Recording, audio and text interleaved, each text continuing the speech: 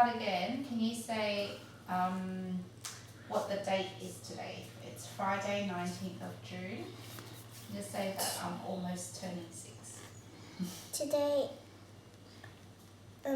it's Friday the 19th of June.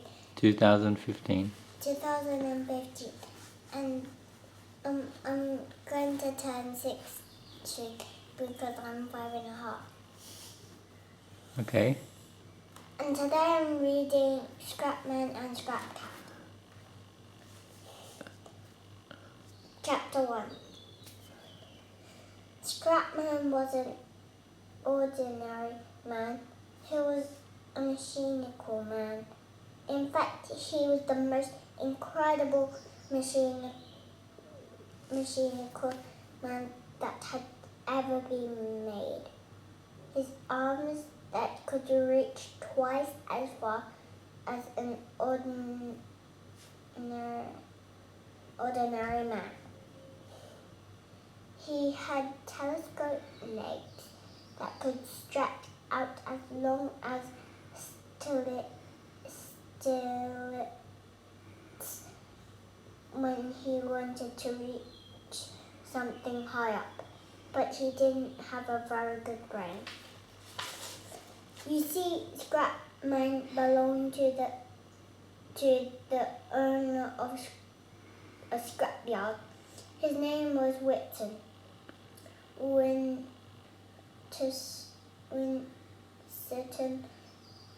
used to collect the useful bits from all the old worn-out things people sent to his scrapyard.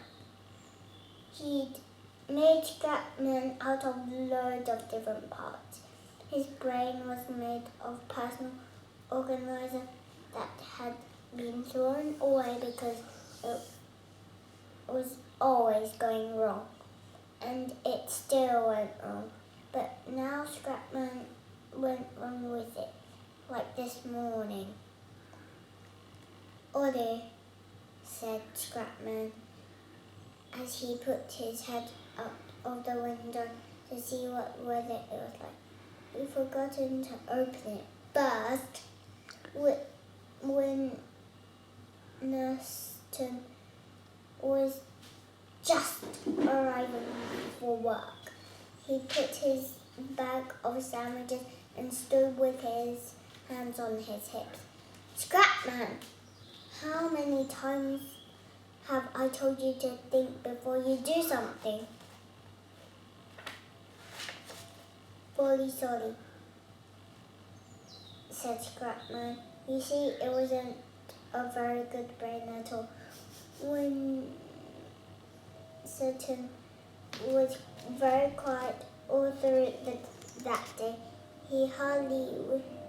Winston was very quiet all through that day.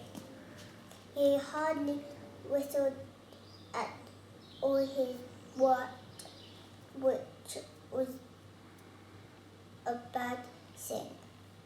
Scrapman felt very ashamed of himself. As he worked in the scrapyard, he thought very carefully before he did anything. He thought before he lifted anything up, and he thought before he put it down again. In fact, he thought so much that hardly anything got done that day. At last, Whitson had mended the window, eaten his sandwiches, finished his work, and gone home for the night. Scrapman sat down inside the shed, feeling very sad. How would he love to be clever like Whitson? Right now, whenever he had any spare time, Winston was working on this fantastic invention. It was huge. It took up almost half the space in the shed, and there were blueprints for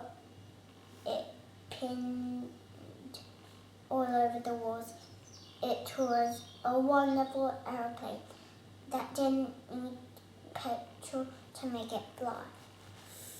Scrapman sat on the floor and stared at the invention. It was boring being on his own and in the shed all night. At night, he didn't have anything to do.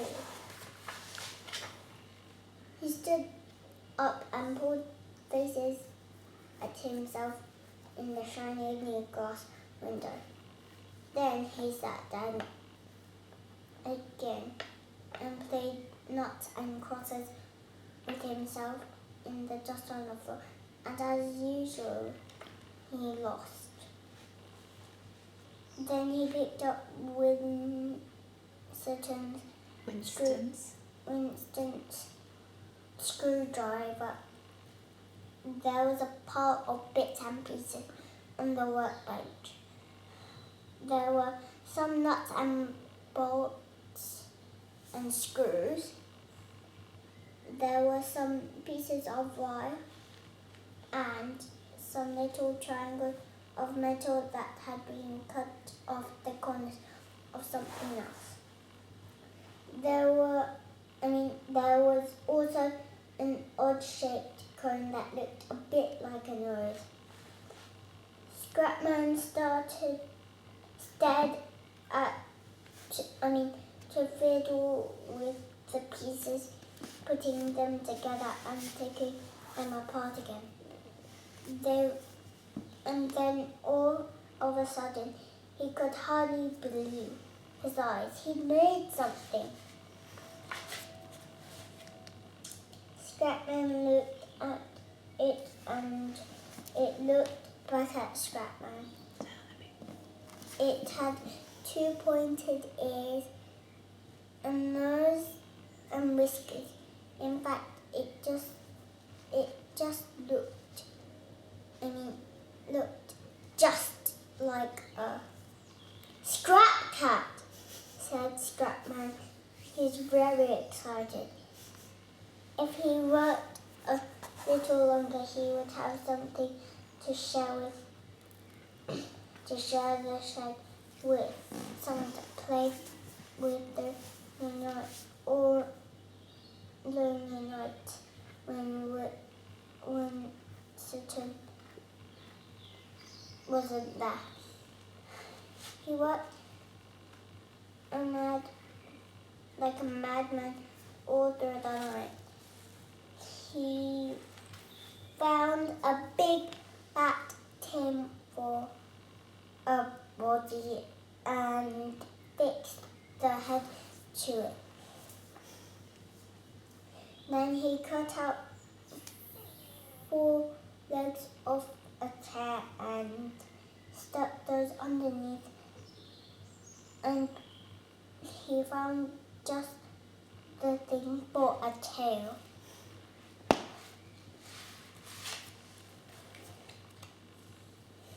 As the sun rose, Scrapman stood back amid his brilliant piece of work. "Purty Pussy," he called, but Scrap Cat didn't move. Scrapman got a length of string and pulled it across the floor, but still nothing happened. "Oh dear," said Scrapman. He'd made a Scrap Cat, but something was wrong. All the cats he'd seen in the scrapyard could stand up and sit down and walk along walls and jump onto the roof. But this cat didn't do anything at all. Sadly, he picked up Scrap Cat and hid him away in a cupboard